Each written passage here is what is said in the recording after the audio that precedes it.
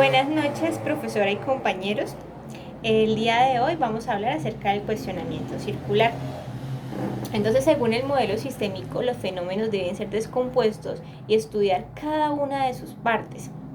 En una sociedad, el contexto más significativo es la familia. Para nosotros como futuros psicólogos sistémicos, las estructuras familiares serán nuestra materia prima y debemos observar cuidadosamente sus conjuntos invisibles de demandas funcionales que organizan los modos de interacción de los miembros de la familia. Cada miembro pertenece a diferentes subsistemas, sea conyugal, parental, fraterno, etc., donde existen distintos tipos de poder.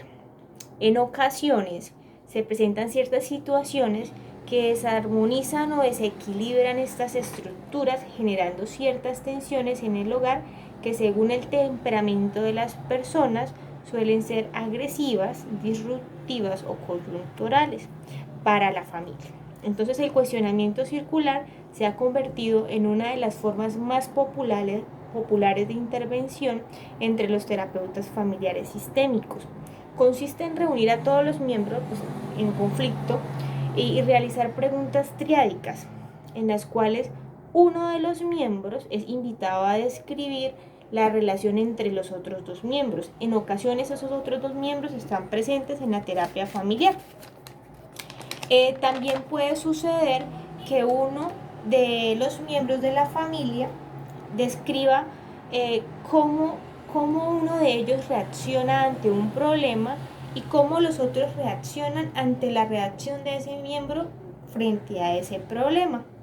Al escuchar cada una de las posiciones de cada uno de los miembros, pues se va como desenredando y descudriñando un poco más la situación origen del problema, y pues se va viendo con otra perspectiva que va bajando un poco el nivel del conflicto inicial de la familia.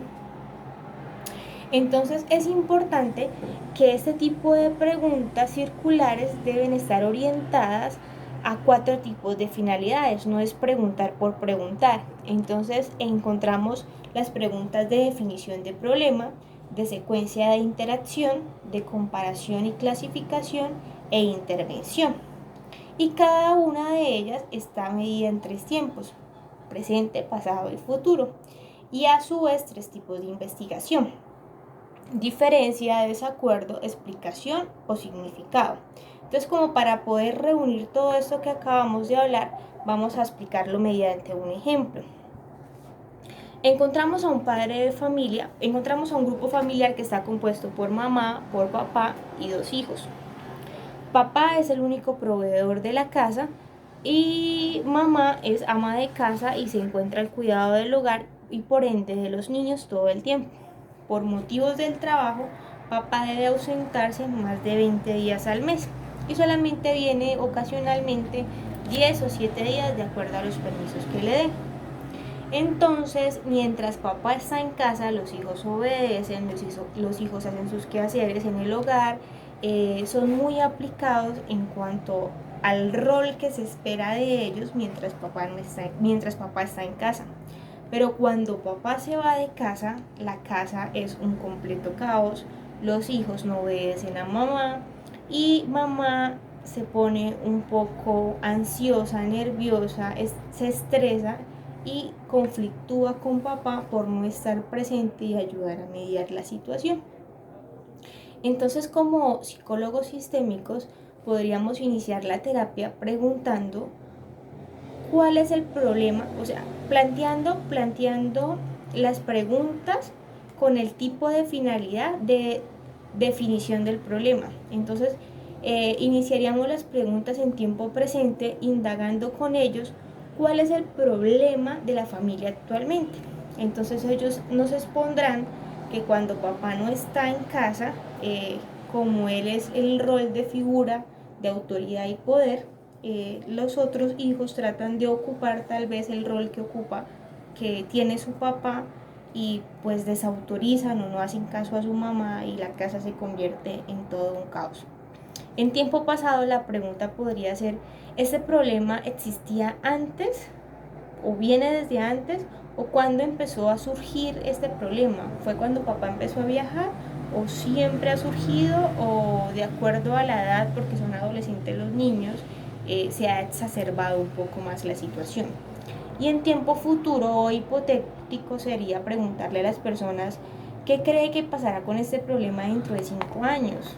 Cada uno ya habrá encontrado su posición y ayudarán a tener comportamientos que armonicen el hogar, o por el contrario se va a seguir exacerbando y papá va a tener que renunciar y conseguirse otro trabajo y bajar la calidad de vida.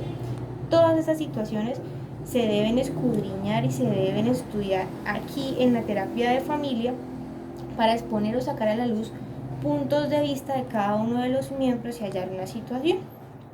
De igual manera, hablábamos que estas preguntas deben tener 3 tipos de investigación, que es diferencia, desacuerdo, explicación o significado, y cada una de ellas también debe ser puesta en los 3 tiempos, pasado, presente y futuro.